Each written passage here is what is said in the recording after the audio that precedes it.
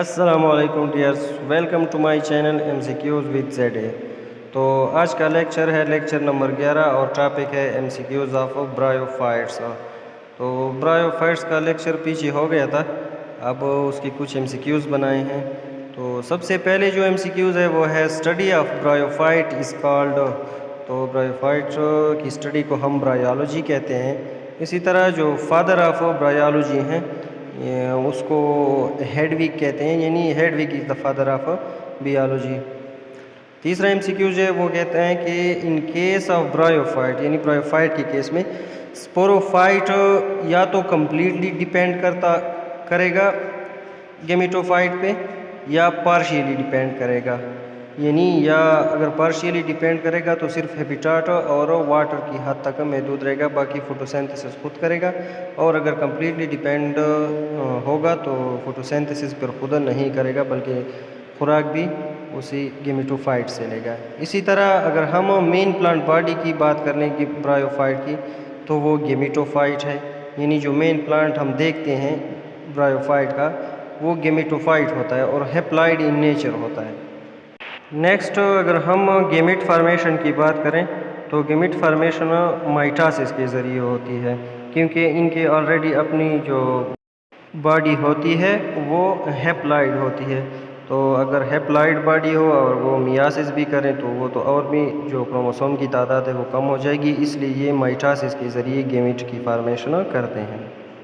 Bryophytes जो हैं वो फर्स्ट लैंड प्लांट्स है।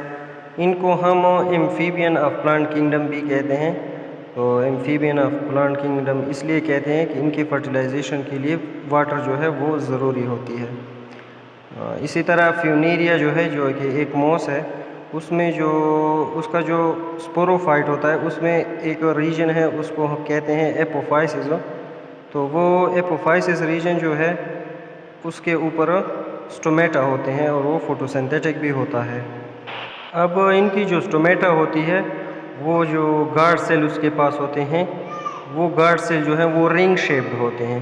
इसी तरह जो अगला एक MCQs है वो कहते हैं कि सिंपलेस्ट स्पोरोफाइट जो है वो सिर्फ़ और सिर्फ रिक्सिया का है, जो सिर्फ़ और सिर्फ कैप्सूल पर मुश्तमिल होता है।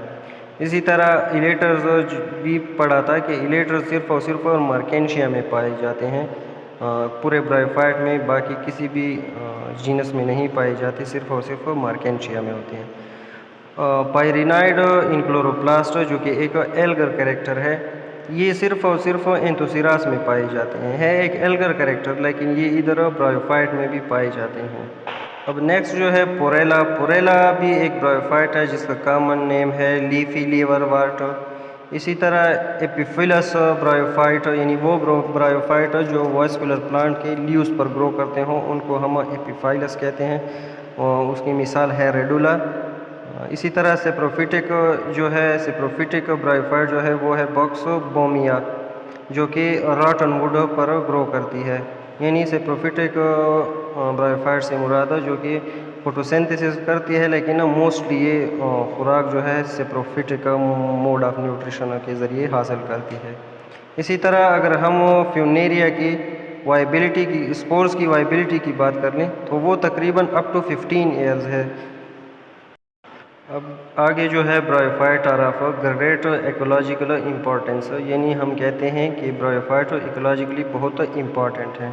इसी तरह फ्यूनेरिया जो है इसमें एपोस्पोरी होती है, यानी एपोस्पोरी के ज़रिए जो न्यू प्लांट प्रोड्यूस होते हैं वो डिप्लॉयड होते हैं।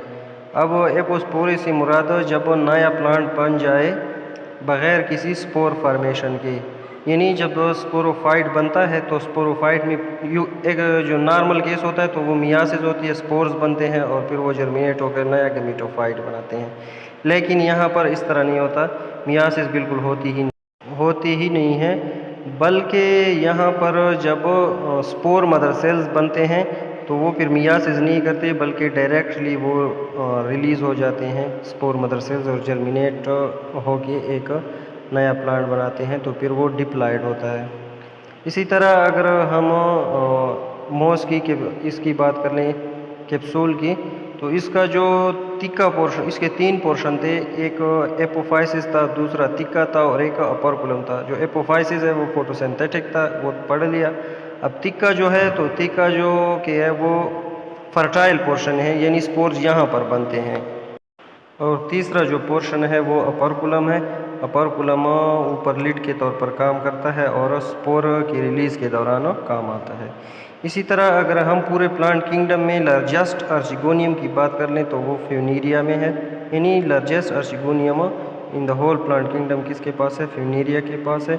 इसी तरह एक ब्रायोफाइट है जिसे हम रियाला कहते हैं, वो अपने लाइफ साइकिल को कम्प्लीटली वाटर में ही कंप्लीट करता है, यानी पूरा लाइफ साइकिल वो वाटर में ही गुजारता है। इसी तरह जो फ्यूनेरिया के स्पोर्स हैं उनमें कई क्लोरोप्लास्ट पाए जाते हैं। नेक्स्ट जो है, तो हम कहते हैं कि मोज जो के होते हैं वो इंडिकेटर ऑफ सॉइल पॉल्यूशन होते हैं। और इसी तरह स्फेगनम जो है उसको हम कॉमनली पीट मोज कहते हैं, और ये यूजुअली जो होता है एंटीसेप्टिक के तौर पर यूज़ होता है। तो यहाँ तक हमारे थे ब्रायोफाइट्स के MCQs। तो इंशाल्लाह मिलते हैं नेक्स्ट लेक्चर में। वस्सलाम।